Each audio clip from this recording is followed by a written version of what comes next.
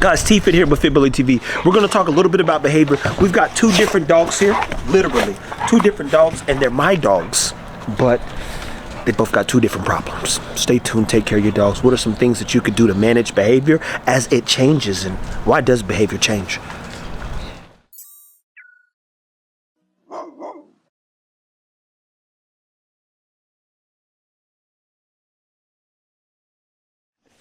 Now you see this? What are you doing? Now, the difference between Tron and ChaCha is very simple. Tron is a loving dog who actually had a lot of insecurities. He lacked confidence. He wasn't motivated. He didn't want to do nothing. I repeat, not a thing.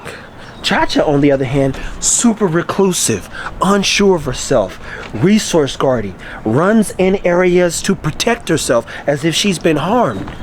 And that insecurity is also dangerous. Now, two different type of insecurities. Tron's insecure where he won't try.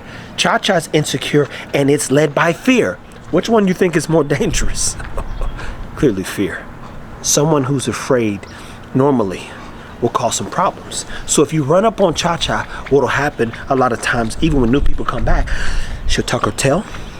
She'll drop, she'll get low, she pauses. So it's almost like the dog is posturing, but she's not posturing. Now when a dog postures, they literally line up with the dog and they start flexing. And in that flexing, they stand stiff and they're waiting for the dog to do something, or they're gonna do something. So the reverse posture, just in my experience, people, mind you, I'm not a dog trainer, I'm not a dog behaviorist, but I know dogs, period. And I know my dogs for dang sure. But ChaCha, come here. So look, see how she stiffens up? Even when I pet her, she stopped. But she trusts me, so she's unsure.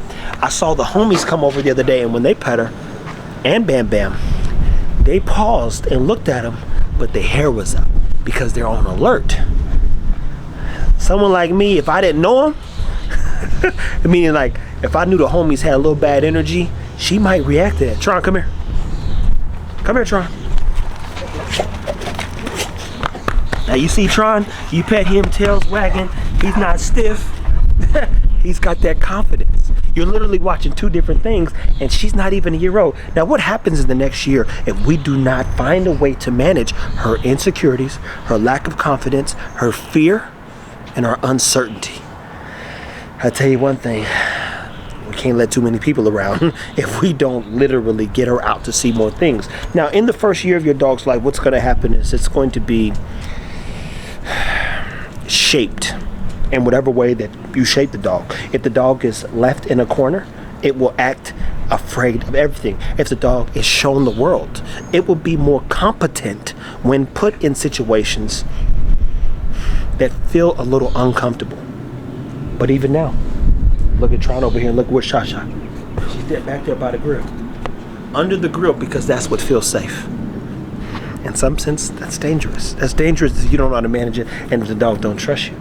So year two, right at the 16th month mark, if that behavior is not managed, you won't be able to tell her nothing. So things that we have to do, tighten up her recall. She's already good with in the cage. We have to tighten up her routine. Routine meaning really get her into some solid walks. Even myself couldn't walk with ChaCha around the block because she didn't want to do it, she don't want to do it. So you're like this, dragging her. Like for a mile. Look, here she come back. Dragging her for a mile because she don't want to do nothing, versus Tron and Ego, you get them out the door, boom, they're gone. Let's go, baby, let's go. And the puppies, they're probably the best example of an opportunity to shape and mold a dog to do whatever you needed to do. Why? Because they don't have any fears yet. We've done everything we could to make sure that they have a good sense of self. And if we stop right now and they didn't see anything else, Lord have mercy, we would have a problem in 5 months. A year, we would have a huge problem on our hands. So things that I know for sure that can help you manage your dog's behavior, especially if you're really taking a close look at what you're up against. Tron, don't come here. But Tron, for instance, super happy, super go-lucky, super positive. He just needs to continue down the road he's on, building confidence. He's going to always be good with people. ChaCha, reserved, reclusive, unsure of people, skeptical, fear-based. She needs to see 3,000 more people and be approached and then be managed. If I don't get her out to see more people within the next year, no one, I won't trust her, to be clear, unless she's under my supervision. And the worst part is this, When a dog doesn't see a lot of the world and people come in, then they feel super protective of the environment that they're in. Therefore, when new people come in, they want to come check you. They're like, what are you doing in my house? Versus being comfortable. And that doesn't mean a dog won't be super protective in his house. Some dogs still are super cool outside of the crib. And when somebody comes in, whew, pray for him.